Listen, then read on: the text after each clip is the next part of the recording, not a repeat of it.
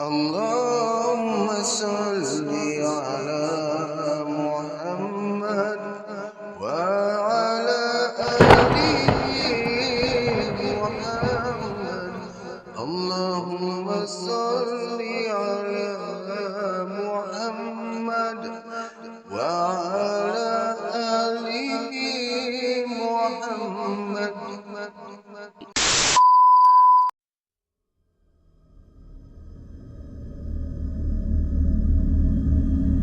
Radio 12 Malam.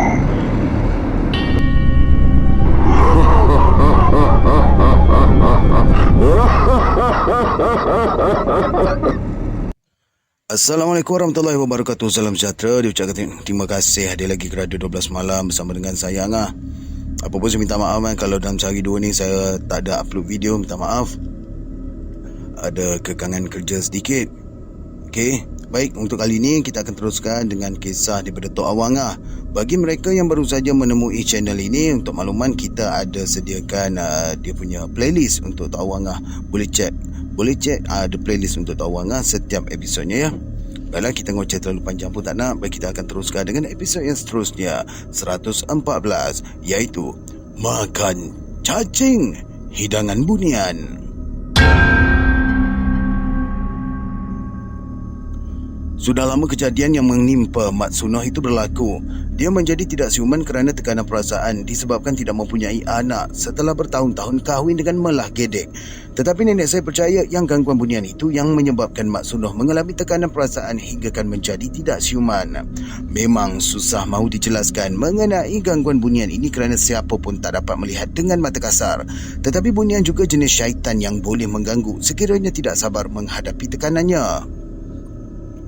Tetapi puas juga nenek saya berusaha mahu membantu Mak Sunoh.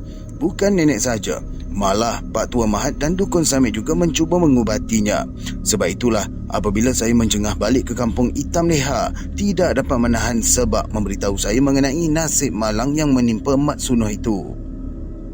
Dah berbulan-bulan dia macam tu, Ustaz, ujar Hitam Leha yang sudukan bubur ke mulut Mak Sunoh.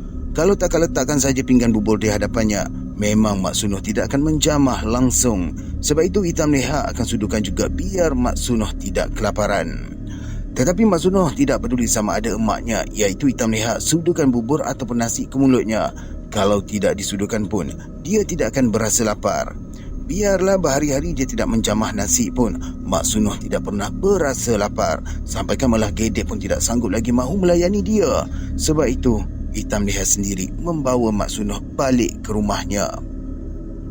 Biarlah dia menjaga anaknya Mak Sunoh kalau isterinya sendiri pun dah tak sanggup melayani keadaan suaminya. Tak tahulah kenapa Melah Gedek mudah saja tersinggung hati dengan perangai Mak Sunoh yang akan marah-marah jika disediakan nasi atau bubur di hadapannya. Mak Sunoh juga akan merungut-rungut marah kalau Melah Gedek tercungguk di hadapannya. Sebab itu Melah Gedek terpaksa memberitahu emak mertuanya Hitam Leha mengenai perangai Mak Sunoh yang tidak mahu dia melayaninya. Terpaksalah Hitam Leha sendiri menjaga Mak Sunoh dalam keadaan yang tidak siuman demikian. Asal saja Melah Gedek datang menjengah, lantas Mak Sunoh merungut-rungut meluahkan rasa bencinya terhadap perempuan itu. Setiap kali Melah Gedek datang menjengah, nescaya Mak Sunoh tak mahu menjamah nasi ataupun bubur yang dihidangkan. Puaslah disudu oleh Hitam Leha pun akan disembunyi ke semula keluar. Sengaja Mak Hitam Leha tidak benarkan lagi Melah Gedek menjengah suaminya. Biarkan sajalah Melah Gedek tidak datang, asalkan Mak Sunoh tu selesa dilayani oleh maknya. Macam mana, Ustaz? Tengok keadaan Mak Sunoh ni. Tidak sabar lagi Hitam Leha mendesak. Tertunduk saya apabila Hitam Leha mendesak demikian. Kalau nenek dan Pak Tua Mahat sudah puas berikhtiar, apa sangatlah yang diharapkan kepada saya? Lagipun Dukun Samit apalah kurangnya kalau diminta mengubati penyakit Mak Sunoh itu. Kenapa yang tak bagi tahu dengan Tok Haji? Ujar saya berpaling pada Pak Tua Mahat yang baru naik di kepala tangga. Tok Haji pun dah uzur. Beritahu Pak Tua Mahat kerana tak tergamak mahu menyusahkan orang tua berkenaan.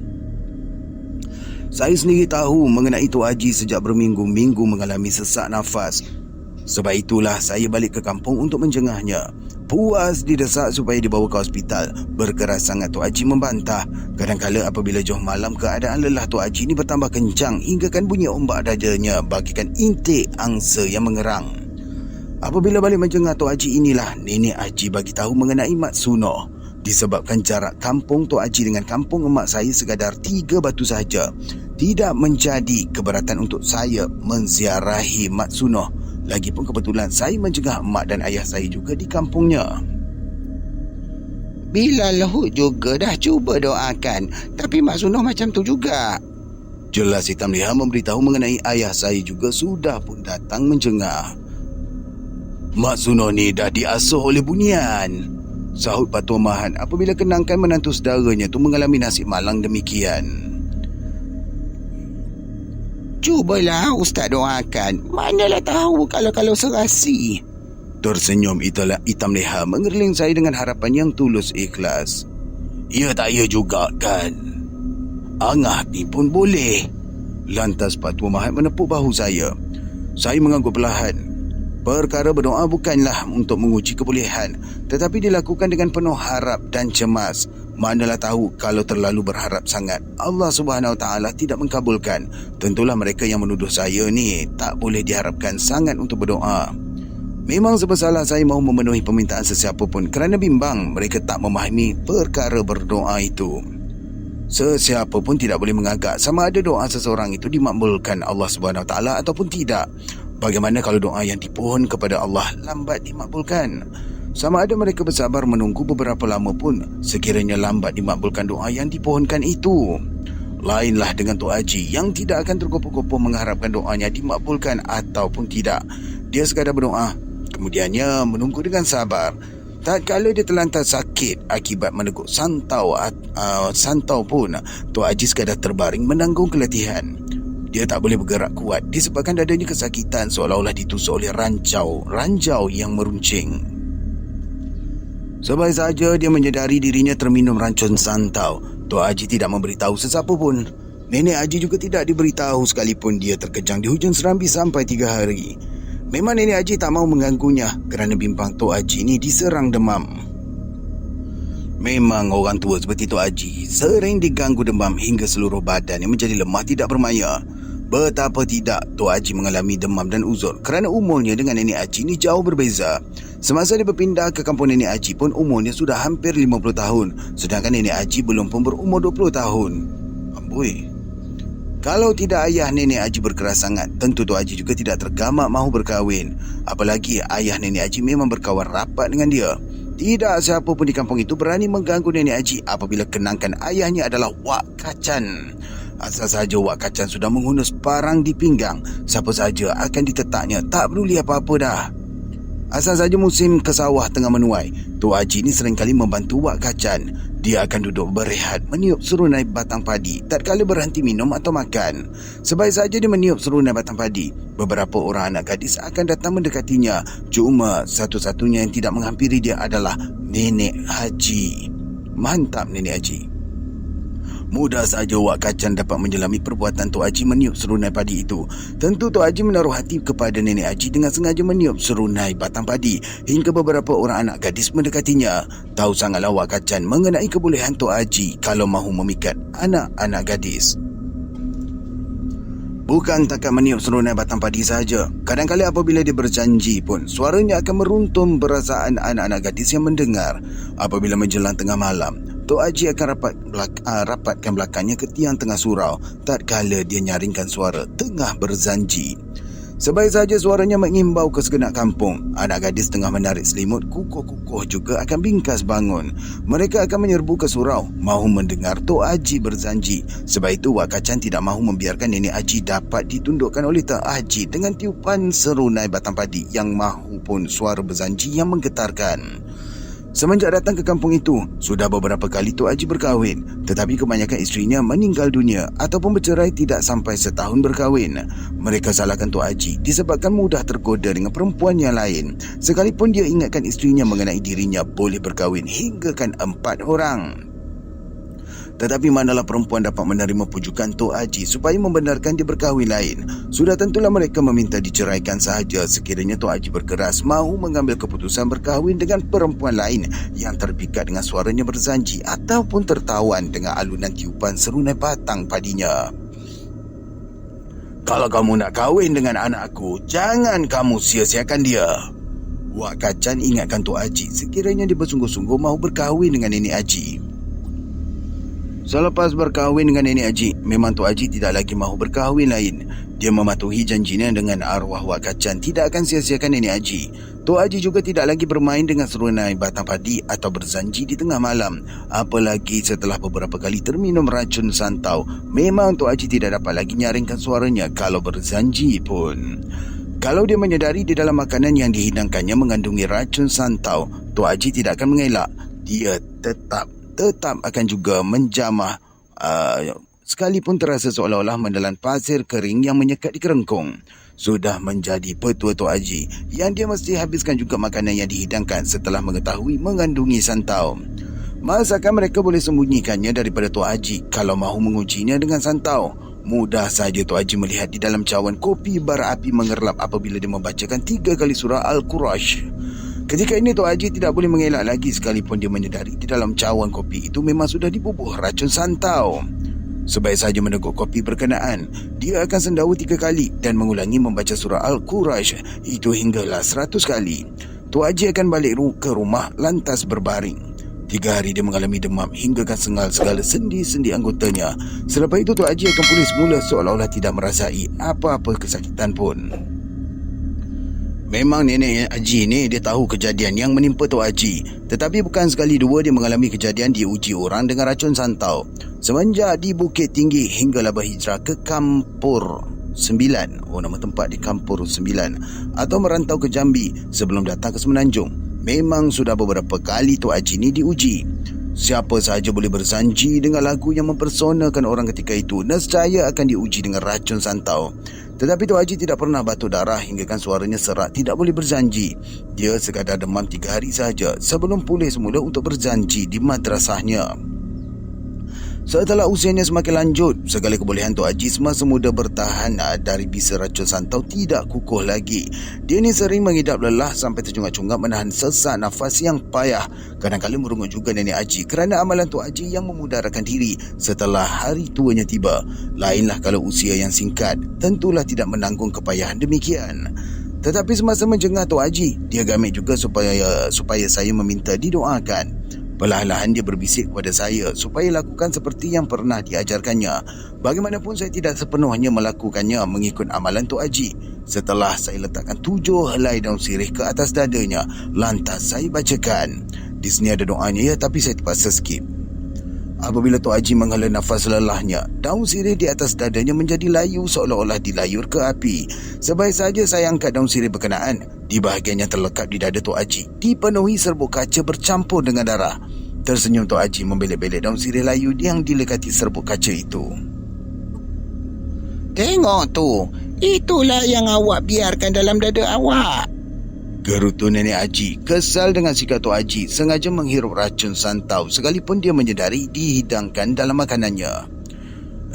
Biarkan, sahut Tok Haji yang masih merungut-rungut. Allah lebih berkuasa dari santau. Kalau ajal sudah ditentukan Allah kerana santau, tak siapa pun yang boleh elakkan. Tegasnya ingatkan Nenek Haji supaya tidak menuduh dia sengaja mencari nahas. Perkara mahu lunakkan suara tatkala membaca Al-Quran atau berzanji tidak sama dengan menyanyi lagu nasyid. Dia mesti minum air suam sahaja berbulan-bulan. Setiap pagi dia akan jamah nenas muda yang direndam dengan tawas lantas berdoa. Di sini ada doanya tapi saya skip ya. Semenjak di Bukit Tinggi pun memang seisi kampung tahu mengenai kelunakan suara Tok Haji tatkala membaca Al-Quran atau berzanji. Sebab itu dia tidak akan lupa meminum air suam ke mana sahaja dia menetap. Setelah menetap di kampung Nenek Haji pun, dia tetap meneguk air suam selepas minum kopi ataupun sarapan pagi. Nasiblah Hud tu tak ikut perangai awak. Nenek Haji merungut melepaskan geram. Sengaja disebut mengenai ayah saya yang tak mahu amalkan menjamah nenas muda dengan direndam air tawas. Biarlah dia sekadar diminta azan saja di surau kalau tidak dijemput berzanji ataupun membacakan Al-Quran. Hai mulut, sabarlah, nak mula sasul balik ni. Tersengih-sengih saja Tok Haji dengan leteran Tok Haji. Apa dia kata ni, Tok Haji dengan leteran Tok Haji? Nenek Haji ni. Tersengih-sengih saja Tok Haji dengan leteran Nenek Haji. Memang dia tidak akan marah apa-apa sekalipun dileteri oleh Nenek Haji. Kalau tenaganya gagah, merajuk juga dia apabila dileteri tidak henti-henti. Tetapi usia tua tidak sama dengan suatu tenaga yang tengah gagah yang mudah saja merajuk sekiranya hati tersinggung. Lainlah sewaktu hatinya mudah tersinggung. Memang Tok Haji tinggalkan saja rumah dengan bertongkat akibat sebelah kakinya layuh. Terkejut juga ayah saya apabila diberitahu mengenai Tok Haji merajuk meninggalkan rumah selepas tunaikan solat asar. Bimbang juga dialah ke mana Tok Haji membawa diri tatkala bulan puasa yang mahu berbuka sebaik saja masuk maghrib. Tidak bertangguh dia mengayuh basikal menghala ke jalan besar yang 3 batu jaraknya dari perkampungan. Ayah saya tak bimbang kalau Tok Haji menunggu bas di jalan besar disebabkan 1,5 jam baru bas melintas setiap hari. Sekiranya Tok Haji menunggu bas di simpang jalan besar, nescaya dia sempat juga memujuk ayahnya. 3 kali dia terserempak jiran-jiran melintas sepanjang jalan. Mereka semua mengakui melihat Tok Haji hanya di selekor jalan saja. Apabila ayah saya melepasi selekor jalan di hadapan, dia tidak juga bertemu dengan Tok Haji. Hingga sampai di simpang jalan besar, ayah saya terserempak lebay yusak baru balik dari pekan menuruni bas di simpang jalan besar berkenaan. Sudah lalu kan bas ke pekan? Ayah saya memastikan Tok Haji akan terlepas bas yang ditunggu. Bas yang turun berselisih dengan aku semasa balik. Jelas lebay yusak memang tahu sangat mengenai bas yang berselisih semasa dia balik dari pekan. Terasa lega hati ayah saya kerana Tok Haji terpaksa menunggu 1,5 jam menunggu bas yang lain untuk turun ke pekan. Dia percaya dapat menghambat ayahnya sebelum sempat menaiki bas. Sekiranya ayahnya tidak sempat menaiki bas, bila-bila saja dia akan memujuk Tok Haji biar balik semula ke rumah. Apalah gunanya merajuk hati dalam saat menjelang hari raya yang mereka sama-sama tunggu. Sampai di simpang jalan besar, ayah saya tidak menemui Tok Haji. Masakan cepat sangat Tok Haji berjalan disebabkan kakinya yang layuh dan terpaksa menggunakan tongkat. Hingga pukul 6 petang, ayah saya menunggu di simpang jalan besar apabila bas yang terakhir melintas. Tok Haji tak juga nampak muka. Hanya beberapa hari selepas itu, baru kakaknya yang berlainan ibu menulis surat memberitahu yang Tok Haji sampai di rumahnya selepas asar. Terkejut jugalah ayah saya disebabkan Tok Haji turun dari rumah hanya selepas solat asar. Bagaimana pula dalam masa beberapa minit saja dia dah boleh sampai berpuluh-puluh batu jaraknya. Tetapi saya tahu Tok Haji merajuk bukan setakat tersinggung hati saja. Sebaliknya dia mahu menyembunyikan kemarahan yang mendongkol. Ketika anak-anaknya masih kecil, memang tak pernah lagi dia merotan kalau disebabkan terlalu nakal. Apabila dia melepaskan marah, lantas saja ditampar tangan ke perdu pokok kelapa. Tak sampai 2 hari, nescaya daun dan pelepah kelapa akan luruh ke bawah akibat pucuknya mulai layu. Setelah menjengah Tok Haji, itulah saya balik ke rumah emak dan ayah saya. Apabila diberitahu mengenai Mak Suno diganggu bunian, lantas saja saya menziarahi dia. Dia sudah tidak mengenali saya lagi, sebaik saja saya menegurnya. Dah berbulan-bulan Mak Suno ni sakit, Ustaz, ujar hitam lihat saya apabila melihat keadaan anaknya memuntal-muntal bohol kain. Pak Tua lebih tahu dari saya ni. Tegas saya memandang Pak Tua Mahat mengukuhkan sandar ke dinding. Dengan Pak Tua janganlah angah nak berdalih-dalih, sahut Pak Tua Mahat mencebik bibir. Hitam lihat dah berharap janganlah hampakan dia. Dia menambah terus mencubit kepala lutut saya. Tetapi nenek saya, iaitu Bidan Hibah, sudah beritahu mengenai nasib yang menimpa Mak Suno itu sewaktu singgah di rumahnya. Tahu sangat nenek, tatkala Melah Gedik mengejek suaminya bermimpi setelah santap pagi. Tengah hujan lebat yang turun itulah, nenek dapat bayangkan yang bunian itu menjelma di sisi Mak Suno. Masakan Melah Gedik dapat melihat dengan mata kasar mengenai jelmaan bunian di tengah hujan pagi turun yang mencurah-curah. Mak Suno seolah-olah bermimpi bergembira bersama dengan anaknya bermain hujan di tengah halaman. Memang dia melihat jelmaan bunian itu menyerupai Melah Gedik bermain hujan di tengah halaman bersama anak kecilnya yang kesejukan. Sebab itu dia menjerit menyuruh isterinya bawa anak kecil itu berteduh. Manalah Melah Gedik menyedari bunian bersama anaknya riang bermain hujan di tengah halaman. Setelah hujan teduh, tiba-tiba saja Melah Gedek memarahi suaminya hingga berkemas kain baju melarikan diri balik ke rumah ayahnya, iaitu Uda Seman. Sekiranya Melah Gedek bersabar tidak tinggalkan Mak Sunoh, nescaya jelmaan bunian itu tidak dapat merasuk hingga lelaki itu terperangkap tidak dapat membezakan bunian dengan isterinya yang sendiri. Manalah Melah Gedek tahu mengenai Mak Sunoh sering bertapa di batu tunggal di pinggir hutan mengamalkan petua supaya hapuskan mandul pada dirinya. Dia tidak mahu diejek kawan-kawan tidak tahu menjadi suami hingga kan tidak mempunyai anak setelah bertahun-tahun berkahwin. Sebab itu Mak Sunoh sanggup bertapa di atas batu tunggal di pinggir hutan selang 1 malam, 3 malam dan 7 malam. Perkara anak dalam kandungan bukan urusan kita, Sunoh. Terkejut Mak Sunoh apabila dia melihat seolah-olah bayangan Tok Haji berdiri di hadapannya memakai jubah serba putih. Mak Sunoh tidak menyahut. Memang dia sudah diingatkan oleh Pak Latih supaya tidak bercakap sepatah pun semasa tengah bertapa. Puas dia memujuk Pak Latih supaya orang tua itu tunjukkan kepadanya petua bertapa di atas batu tunggal di pinggir hutan. Biarlah siapa pun yang melintas di hadapannya, Mak Sunoh tidak akan menegur. Tentu bayangan Tok Haji di hadapannya sengaja mahu mengganggu dia hingga kan terpaksa menyahut juga. Dia akan mengalami nasib buruk apabila petuanya terganggu sekiranya melayani jelmaan Tok Haji yang tercekat di hadapannya. Sepatutnya kau tu berdoa kepada Allah. Tersinggung juga Mak Sunoh apabila bayangan Tok Haji itu terus juga mengejeknya. Dia pun tahu hanya Allah saja memohon doa dengan penuh cemas dan mengharap. Manalah bayangan Tok Haji yang menjema di hadapannya itu tahu mengenai doanya yang selalu dia buat. Tetapi sudah bertahun-tahun keadaannya masih juga tidak berubah. Memang Mak Sunoh kecewa disebabkan doanya tidak dimabulkan mahu mempunyai anak. Masakan sudah bertahun-tahun berkahwin tetapi Mak si Melah Gedek tidak juga mengandung. Tak tahu di mana silapnya. Dia menyebabkan mereka berdua tidak juga mempunyai anak.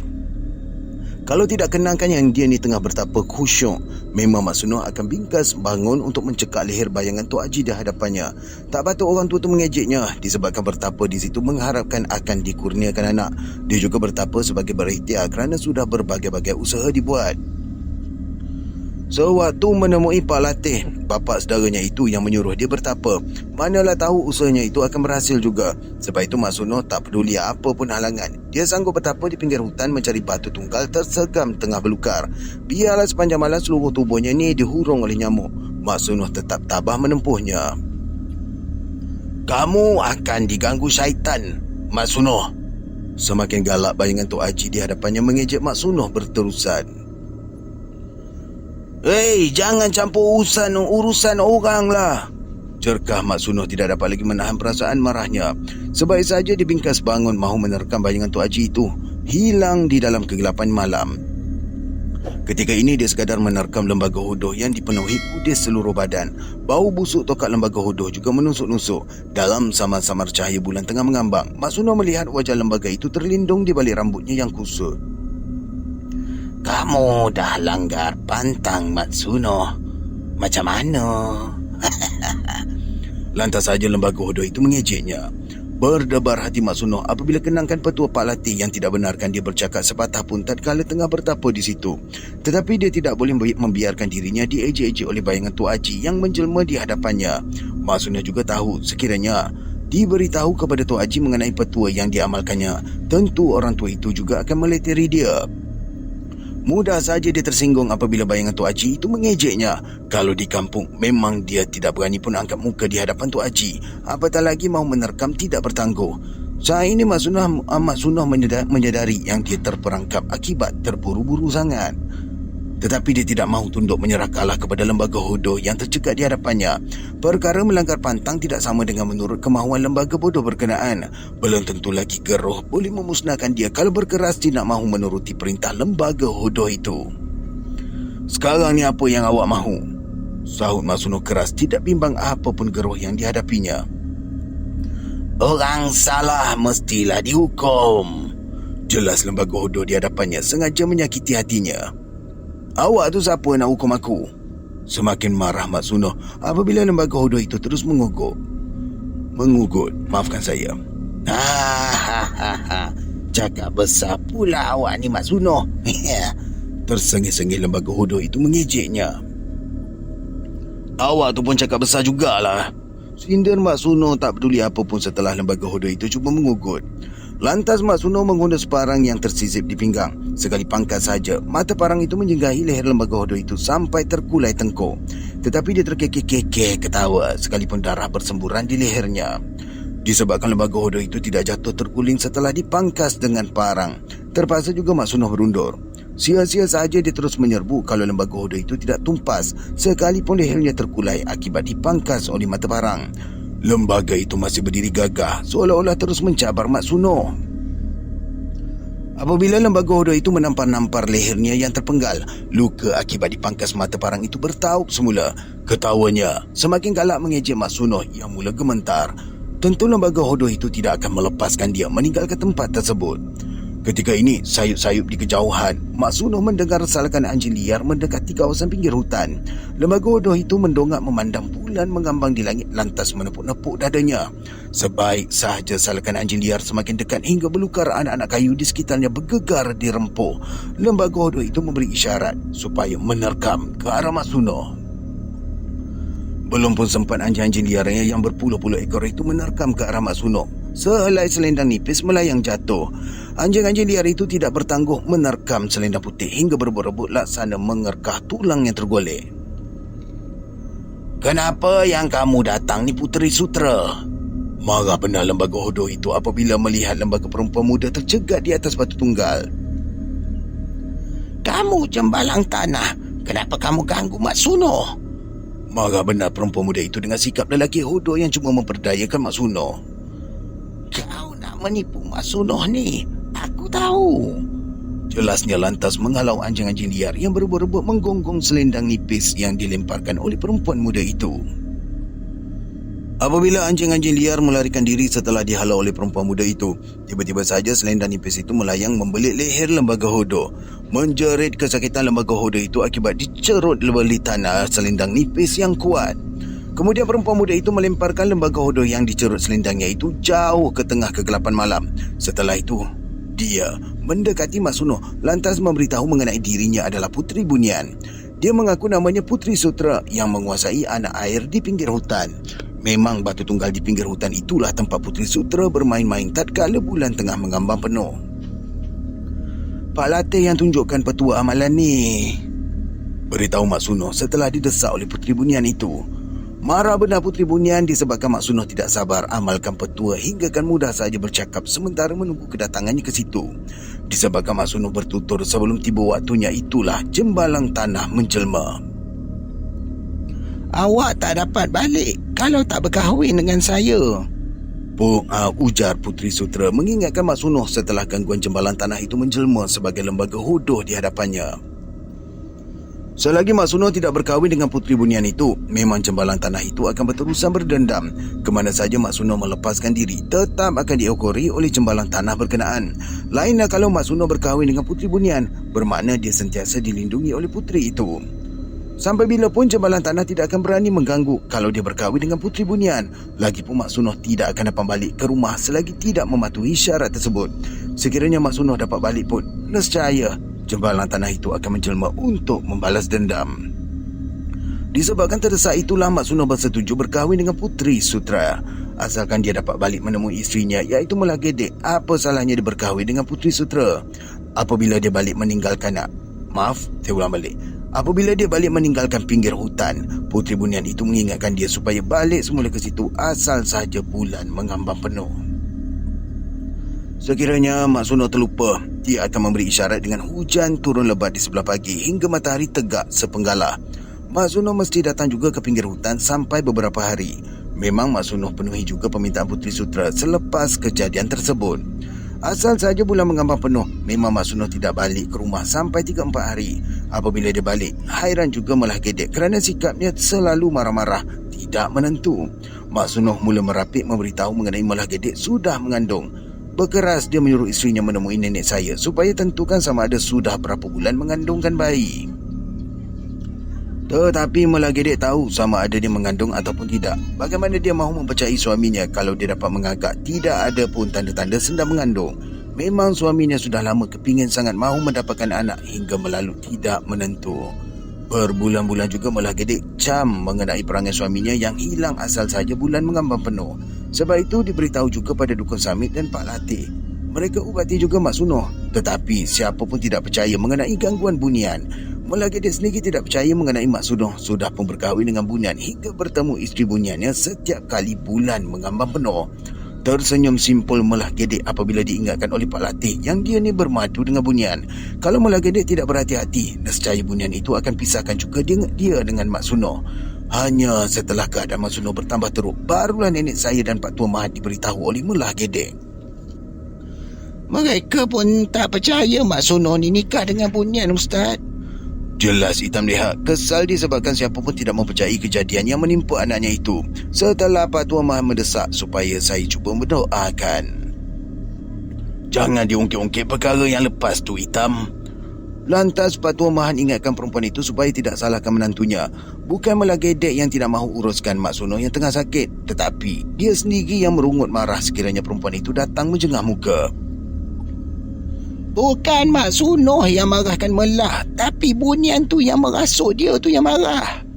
Tegas Hitam Leha mencemik muka meluahkan rasa marah terhadap bunian yang merasuki Mak Sunoh. Sebab tu tak bolehlah salahkan Melah, ujar Pak Tua Mahat selanjutnya. Saya pun tak salahkan Melah lah, Abang Mahat. Tutur Hitam Leha merendah menahan rasa terharu yang menyebab di dada. Memang saya tidaklah berpandukan sangat kepada penjelasan Hitam Leha mengenai bunian yang merasuk Mak Sunoh itu. Tetapi kalau disebabkan Mak Sunoh terlalu kepingin mahu mendapatkan anak, kenapa pula dia kerap kali menghilangkan diri apabila bulan mengambang penuh? Mukanya pucat setelah hilang beberapa hari. Dia akan berungut-ungut tidak menentu kalau lama termenung-menung ke penjuru bilik. Tetapi Malah Gedek tak, ia memang tak peduli sangatlah perangai Mak Sunoh ni. Disebabkan sebelumnya itu pun kelakuan Mak Sunoh memang suka membebel tidak menentu. Sunoh, awak kenal saya lagi tak? Sengaja saya mahu mengujinya lantas menepuk-nepuk bahu Mak Sunoh. Apa pula tak kenalnya? Ustaz bukankah kawan aku sejak kecil lagi? Sahut Mak Sunoh bertutur lancar apabila kenangkan sama-sama mengaji di Madrasah Tok Haji. Jadi, kenapa yang awak jadi macam ni? Ujar saya selanjutnya setelah melihat Mak Sunoh tidak mengidap gangguan apa-apa. Mereka tu semua bukannya tahu apa-apa. Mak Sunoh mencebik bibir disebabkan orang-orang kampung bersusah payah sangat mahu mengubatinya. Walaupun sekalipun Mak Sunoh mengakui dirinya tidak pun mengidap apa-apa penyakit. Tak apalah kalau awak tak sakit. Kalau awak tak sakit, tengok tangan awak. Lantas saya meminta dia mengulurkan tangannya. Sebaik saja dia ulurkan tangannya, segera saya menutup kuku ibu jarinya menyebabkan dia tersentak. Apabila dia mahu melepaskan tangannya, terus saya genggam erat-erat dan membacakan 11 ayat terawal dari surah As-Saffat diikuti dengan ayat 33, 34 dan 35 surah Ar-Rahman.